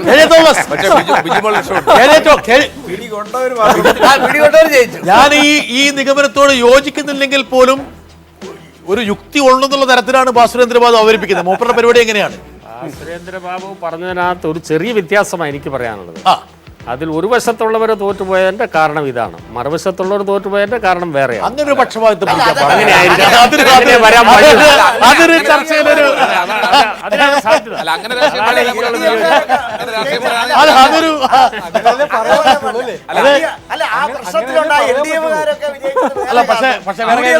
അങ്ങനെയല്ല. പക്ഷെ KJT പറഞ്ഞപ്പോൾ ചിരിച്ചു, അതുകൊണ്ട് തന്നെ അദ്ദേഹം എന്താ ഉദ്ദേശിച്ചത് എനിക്ക് മനസ്സിലായിട്ടുണ്ട്. അടുത്തേക്ക് നമ്മൾ പോവുകയാണ്. അതായത് ജോസഫും പുതുശ്ശേരി ചിരിച്ചത് ബിജിമോളോട് തോക്കാത്തതിലാണ്. അല്ല, ബിജിമോൾ നേരിയ ഭൂരിപക്ഷത്തിലാണ്. അല്ല, എന്നാലും ബിജിമോളോട് തോക്കണമായിരുന്നാണ് അദ്ദേഹം പറഞ്ഞതിന്റെ അർത്ഥം. ഒരു വശത്തുനിന്ന് ആക്രമണം, മറ്റു സ്ഥലത്തുനിന്ന് പ്രതിരോധം, ഇങ്ങനെയാണ്. ഒരു കാര്യം വ്യക്തമായി, കടി കൊടുത്തയാളും തോറ്റു, കടി കൊണ്ടയാളും തോറ്റു. ഒരുപാട് സംഭവവാസികൾ. ജോസഫും പുതുശ്ശേരി തിരുവല്ല, ഇത് പാലം വലിച്ചു തന്നെയാണല്ലേ? ഉറപ്പായിട്ടും. അടുത്ത ARC സിരിപൂരം. KJTക്ക് ഏറ്റവും സന്തോഷം പകരുന്ന ഒരു വാർത്തയാണ് RSP നമ്മുടെ ഭൂപടത്തിൽ നിന്ന് പോയി. RSP കേരളത്തിന്റെ ഭൂപടത്തിൽ നിന്ന് പോയ വേറൊരു പാർട്ടിയുടെ കാര്യം പറഞ്ഞു. രാജ്മോഹൻ ഉണ്ണിത്താൻ കുണ്ടറ, ജഗദീഷ് പത്തനാപുരം. അടുത്തത് വൻ തോൽവികൾ. ഭീമൻ രഘു പത്തനാപുരം, ജമീല പ്രകാശം, കുമ്മൻ രാജശേഖരൻ വട്ടിയൂർക്കാവ്, PK കൃഷ്ണദാസ് കാട്ടക്കട. ഇതൊക്കെ BJP പ്രതീക്ഷിച്ച സീറ്റുകളാണ്. 8 സീറ്റുകൾ KVS പറഞ്ഞതുപോലെ BJP പ്രതീക്ഷിച്ചിരുന്നു, അവിടെയൊക്കെ പരാജയപ്പെടുന്നു. അതാ V മുരളീധരൻ, കഴക്കൂട്ടം MA വാഹിദ്, കഴക്കൂട്ടം ശിവൻകുട്ടി നേമം, സുരേന്ദ്രൻപിള്ള നേമം, R സെൽവരാജ് നെയ്യാറ്റിൻകര. ഇതാണ് വൻ തോൽവികൾ. ഒരുപക്ഷെ കേരള രാഷ്ട്രീയത്തിലെ ഏറ്റവും പ്രധാനപ്പെട്ട തോൽവികൾ എന്ന് വേണമെങ്കിൽ ഇന്ന് എടുത്തു പറയാവുന്നതാണ് നമ്മൾ കാണിക്കുന്നത്. ഇനി മിന്നുന്ന വിജയങ്ങൾ എന്തൊക്കെയായിരിക്കും? ഒരുപക്ഷെ മിന്നുന്ന വിജയങ്ങൾ നോക്കൂ, ഭൂരിപക്ഷം അനുസരിച്ചാണ് ആ വിജയം വരുന്നത്. മലബാറിലാണ് ആ വിജയം ഏറ്റവും കൂടുതൽ. ഒരുപക്ഷെ ഇടതുപക്ഷത്തിന് ഏറ്റവും വലിയ ഒരു വിജയം സമ്മാനിച്ചിരിക്കുന്നത് ഇവിടെയാണ്. E Chandrasekharan, EP Jayarajan, TV Rajesh, James Mathew, Sreekrishnan, Pinarayi Vijayan, വലിയൊരു നിര. 25,000 വോട്ടിന്റെ ഭൂരിപക്ഷം കിട്ടിയ ആൾക്കാരുടെ പേരുകൾ മാത്രമാണ് ഞങ്ങൾ നൽകുന്നത്. AK Saseendran Elathur, Pradeep Kumar Kozhikode north, PK Kunhalikutty, Ubaidulla Prasenan, VS Achuthanandan Malampuzha, നാളെ സൂര്യൻ പടിഞ്ഞാറ് ഉദിക്കുന്നതാണ് രാധാകൃഷ്ണ മേനോൻ. VS അച്യുതാനന്ദന്റെ ഭൂരിപക്ഷം വർദ്ധിച്ചിരിക്കുന്നു. Raveendranath Puthukkad, Tyson master, Geetha Gopi, BD Devasy, PJ Joseph ഏറ്റവും വലിയ ഭൂരിപക്ഷം തൊടുപുഴയിൽ സമ്മാനിച്ചിരിക്കുന്നു. ഒരു പോയിന്റ് ശ്രീ KJT, ഇവിടെയുള്ള ചർച്ചയിൽ തൊടുപുഴയിൽ PJ ജോസഫിന് ഇത്രയും മൃഗീയമായ ഭൂരിപക്ഷം കിട്ടാനുള്ള കാരണം ഇടതുപക്ഷ സ്ഥാനാർത്ഥി അപ്രോപ്രിയേറ്റ് ആയിരുന്നില്ല എന്നുള്ളൊരു ആക്ഷേപം വന്നിട്ടുണ്ട്. താങ്കൾക്ക് വേണമെങ്കിൽ കുറച്ച് മാത്രമല്ല, അത് ഉമ്മൻചാണ്ടിക്കെതിരെയും തിരുവഞ്ചൂരിനെതിരെയും പ്ലേസ് ചെയ്ത സ്ഥാനാർത്ഥികളും അപ്രോപ്രിയേറ്റ് ആയി. ആ ഭൂമികയൊക്കെ നന്നായിട്ട് പരിചയമുള്ളതാണ് KJT. അതുകൊണ്ട് താങ്കൾക്ക് വേണമെങ്കിൽ ഒന്നും മനസ്സ് തുറക്കാവുന്നതാണ്. അങ്ങനെ ഒരു ധാരണയില്ല. സ്ഥാനാർത്ഥികളെ നിർത്തിയതിൽ ഒരു അപാകതയുമില്ല. മറ്റു രാഷ്ട്രീയ കാരണങ്ങൾ കൊണ്ടാവാം പരാജയപ്പെട്ട് കഴിയുമ്പോൾ തൊടുന്യായങ്ങളെ ഉള്ളു KJP. കാരണം KJTക്ക് പറയാൻ പറ്റുന്നല്ലേ പറയാൻ പറ്റുള്ളൂ. അത് നിങ്ങൾ ഒരാളെ ബുദ്ധിമുട്ടിക്കാൻ പാടുന്നു. അടുത്തത് തിരുവഞ്ചൂർ രാധാകൃഷ്ണൻ കോട്ടയത്ത് വളരെ KJ തോമസിന് വളരെ വേണ്ടപ്പെട്ട ഒരു മണ്ഡലമായിരുന്നു അത്. PC George, Oommen Chandy, Arif, Rajesh, Thomas Isaac, Chittayam Gopakumar 25,000 വോട്ടിൽ ഭൂരിപക്ഷം. എനിക്കൊന്ന് ഇക്കുറിയാണ് ഏറ്റവും കൂടുതൽ 25,000 വോട്ടിൽ വാരിക്കോരി കൊടുത്തു. ആയിഷ പൊറ്റി കഴിഞ്ഞ പ്രാവശ്യം ചിറ്റ 661 നോക്കുക. കഴിഞ്ഞ പ്രാവശ്യം നേരിയ ഭൂരിപക്ഷം ജയിച്ച ആൾക്കാരൊക്കെ 25,000. തെക്കൻ കേരളത്തിൽ പതിവില്ലാത്തതാണ്. ഇതൊക്കെ ഇത്രയും ടൈറ്റ് മത്സരം നോക്കുക. സത്യം 40,338. സത്യം ആയിഷ പൊറ്റിയൊക്കെ ആയുസ് വിചാരിച്ചിട്ടുണ്ടാവൂല. അതായത് 40,000 വോട്ടിന് ഭൂരിപക്ഷം. അടുത്ത് വരട്ടെ. ഇനി ഒരുപക്ഷെ ഈ ചർച്ച സമ്പൂർണ്ണമാകണമെങ്കിൽ ഈ തെരഞ്ഞെടുപ്പിന്റെ സമഗ്രതയിൽ ഓരോ പാർട്ടിക്കും ഉണ്ടായിട്ടുള്ള ക്ഷീണത്തിന്റെ പ്രത്യാഘാതങ്ങൾ നോക്കുക. ഇവിടെ എനിക്ക് ജ്യോതികുമാറിന്റെ ശ്രദ്ധ വളരെയധികം വേണ്ട ഒരു സമയമാണ്. പ്രത്യാഘാതങ്ങൾ, കോൺഗ്രസിന്റെ പ്രത്യാഘാതം, ഇത് ജ്യോതികുമാർ തന്നെയല്ലേ പറയേണ്ടത്? തീർച്ചയായിട്ടും ഉമ്മൻചാണ്ടിയുടെ ഭാവി, ഉമ്മൻചാണ്ടി തുടർന്ന് കോൺഗ്രസ് നയിക്കുമോ? എൻ്റെ ഒരു മാധ്യമ പ്രവർത്തനം, ഒരു 3 പതിറ്റാണ്ട് കാലത്തെ പരിചയം വെച്ച് പറയട്ടെ, ഉമ്മൻചാണ്ടി പ്രതിപക്ഷ നേതാവാകില്ല. പറഞ്ഞിട്ടില്ല. പറയാതെ പറഞ്ഞോ? അതെയോ പറയേണ്ടി വരുമോ? അതെയോ അദ്ദേഹത്തെ കുറിച്ച് പറയിപ്പിക്കുമോ? അങ്ങനെയല്ല. ജ്യോതികുമാർ വലിയ താല്പര്യമുള്ള നേതാവൊന്നുമല്ല ഉമ്മൻചാണ്ടി. എന്തായാലും പറഞ്ഞോ. അല്ല, ഉമ്മൻചാണ്ടി എന്റെ മുഖ്യമന്ത്രിയാണ്, നമ്മുടെ മുഖ്യമന്ത്രിയാണ് ഇന്ന് വരെ. ഉമ്മൻചാണ്ടിയുടെ ഭാവി പറ. സ്വാഭാവികമായും അദ്ദേഹം പ്രതിപക്ഷ നേതാവാകണോ, ആര് പ്രതിപക്ഷ നേതാവാകണം എന്ന് യാന്ത്രികമായ പ്രസ്താവന. ഒന്നാമത് ഈ സമയത്ത് 9 മണിക്ക് കൃത്യമായിട്ട് ഉമ്മൻചാണ്ടി പ്രതിപക്ഷ നേതാവോ ഇല്ല, അത് അദ്ദേഹം ഉൾപ്പെടെയാണ് തീരുമാനിക്കുന്നത്. അദ്ദേഹം ഉൾപ്പെടെയാണ് തീരുമാനിക്കുന്നത്. അത് പറയാൻ ജ്യോതികുമാരെ നിങ്ങളെ പോലെ രാഷ്ട്രീയക്കാരുടെ ആവശ്യമുണ്ടോ? അദ്ദേഹത്തിന് തീരുമാനിക്കാം, അദ്ദേഹത്തിന് ഉൾപ്പെടെ തീരുമാനിക്കാം. അദ്ദേഹത്തിന് തീരുമാനിക്കാൻ പറ്റില്ല. അദ്ദേഹം ഉൾപ്പെടെ യോഗ്യമായ കാര്യം അദ്ദേഹം മാറുകയാണ്. അദ്ദേഹത്തിന് തീരുമാനിക്കാൻ പറ്റില്ല. എന്താ കാരണം? അദ്ദേഹത്തിന് മാറ്റും. എനിക്ക് തോന്നുന്നു മുൻകൂർ ജാമ്യം എടുത്തിട്ടുണ്ട്. എന്റെ ധാരണ ശരിയാണെങ്കിൽ മത്സരത്തിന് ഇല്ല എന്ന് അദ്ദേഹം പറഞ്ഞു കഴിഞ്ഞിരിക്കുന്നു. ഉഴവൂർ വിജയൻ, താങ്കളല്ലേ ഉമ്മൻചാണ്ടി ഏറ്റവും കൂടുതൽ വേട്ടയാടിയ ആള്? ഇവിടെ താങ്കൾ എന്താ പറയുന്നത്? ഉമ്മൻചാണ്ടി ആയതുകൊണ്ട് ഒന്നും പറയാൻ പറ്റിയല്ല. അവസാനം ഉള്ളത് ഇരിക്കട്ടെ എന്ന് കാണുകയുള്ളൂ. രാജിവെക്കൂന്ന് പറഞ്ഞത് തന്നെ നാളെ ചെയ്യുമോന്ന് എനിക്ക് സംശയമുണ്ട്. ചോദിച്ചിട്ട് വേണമെങ്കിൽ ചെയ്യണ്ട. സോഷ്യൽ മീഡിയയിലുള്ള ഏറ്റവും വലിയ ട്രോൾ എന്താ അറിയോ? LDF വിജയിച്ചതിന് തെളിവ് എന്താണെന്നുള്ളതാണ്.